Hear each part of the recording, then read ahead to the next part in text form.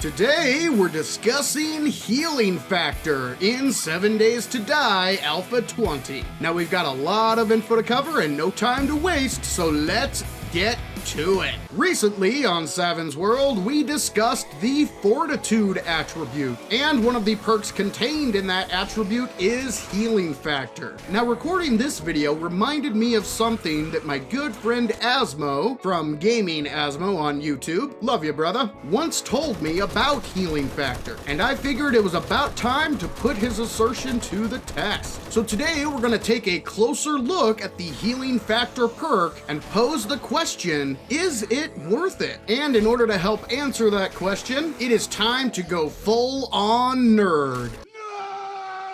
And proud of it, buddy. So let me toss on my nerd hat and let's get to the experiments. But real quick before we jump into the video, if you're new to Savin's World and a fan of 7 Days to Die, be sure to hit that red subscribe button so you don't miss a single one of our 7 Days to Die videos. So what exactly is the purpose of today's experiment? Well, Asmo pointed out that one of the side effects of increasing your healing factor level is that it also drains your food level much faster. And that's what we're here to test, ladies and gentlemen. So I've started a brand new character and leveled it up just enough to max out healing factor. I've spec'd into no other perks or attributes. I have read no books, and I'm not using any equipment as well. We're gonna start with healing factor level 0, that is no points into healing factor at all. I'm gonna trigger a deep laceration. We'll allow roughly 10 minutes to pass, then we will check our stats, primarily our health pool, as well as our food and water levels. Then we'll bump it up to level 1 healing factor, repeat the process all the way up until level 5. That's right, ladies and gentlemen, I am going to be repeatedly hurting myself to test the healing factor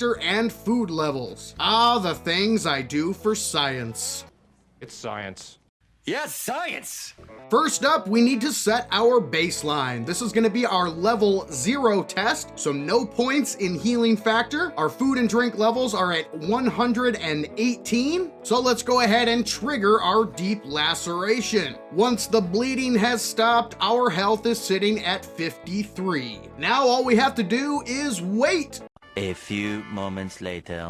And roughly 10 minutes later, you'll see that our health is at 63, our food is at 102, and our water is at 110. That gives us 10 points of HP for 16 food in roughly 10 minutes. That's a 62.5% HP to food ratio. So it's time to reset our character and move on to level 1. We've got our character all healed up. We've bumped our healing factor up to level 1. It's time for our second test. We'll trigger that laceration and wait for the bleed to stop, once again dropping our health pool down to 53. Nothing to do now but kick back and relax and see what our stats are in about 10 minutes. A few minutes later.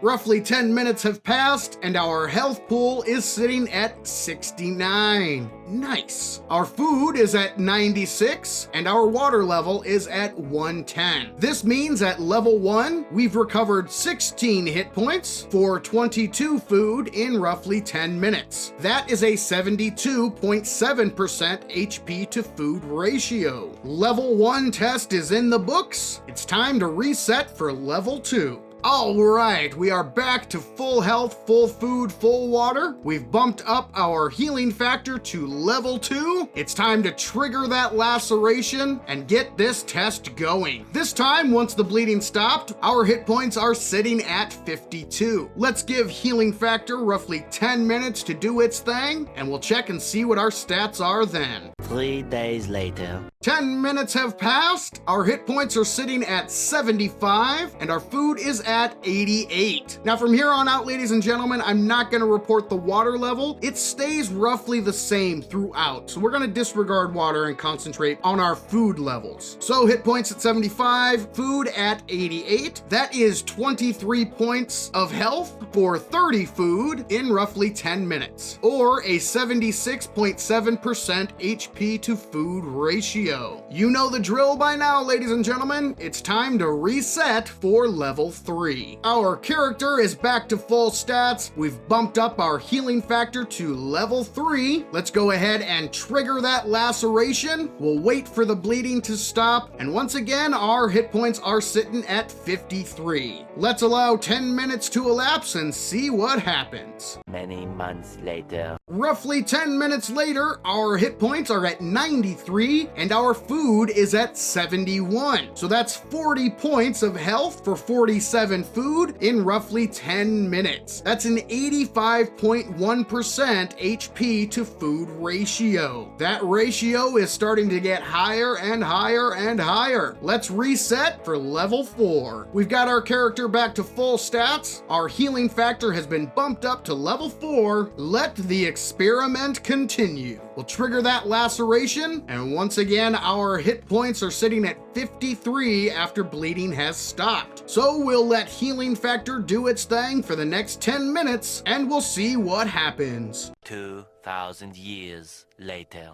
We are at roughly the 10-minute mark, ladies and gentlemen, and our hit points are sitting at 96 with our food bar at 67. That is 43 points of HP for 51 food in 10 minutes. Now, these are very similar results from level 3. And spoiler alert, ladies and gentlemen, the same holds true for level 5. We've kind of run into a little bit of an issue. The problem with using the deep laceration is that it decreases our hit point pool. This kind of caps healing factor's ability to restore health. So we're gonna switch things up a little bit and do one more test at level 5. For this last test, we have our healing factor up to level 5, and instead of using the deep laceration critical injury, this time around we are going to trigger regular bleeding twice. This will drop our hit points all the way down to 38, meaning we have 80 points of health to recover. Since regular bleeding does not decrease your overall health pool, healing factor will be able to fully heal our character. And that's exactly what we're gonna do. We're gonna wait until our character is fully healed, see how much food it used, and give us our overall HP to food ratio. One eternity later. And there you have it, ladies and gentlemen. Our character is fully healed. Let's check our stats. Restoring 80 points of health dropped our food meter by 91. That is an 87.9% health to food ratio. Now, if we compare that to level 0, which was 62.5%, that is a 25-point difference in the ratios. So what does today's test prove? Well, we can definitively say that healing factor does help restore your health. However, it is at a cost. You will heal faster, but you will drain your food level much faster as well. Now, it's important to keep in mind that I was just standing there. This is not regular gameplay. Normally, you'd be out slaying zombie jerks, looting POIs, mining for resources, running, jumping, performing several in-game actions, all of which will also drain your food level. Now, I believe it is safe to say that staying fed can be an issue early game, and this experiment shows that healing factor can exacerbate that issue. So, is healing factor worth it? Are the healing benefits of healing factor worth the trade-off of a pretty significant increase in food usage as well? I leave the answer to that question up to you, ladies and gentlemen. Let me know what you think in the comments below. And if you'd like to check out some of my other 7 Days to Die attribute and perk videos, I've created a very special playlist that you can access by clicking the box in the top right corner of the screen. But for now, this is Savin saying thank you, ladies and gentlemen, and we'll catch you in the next one.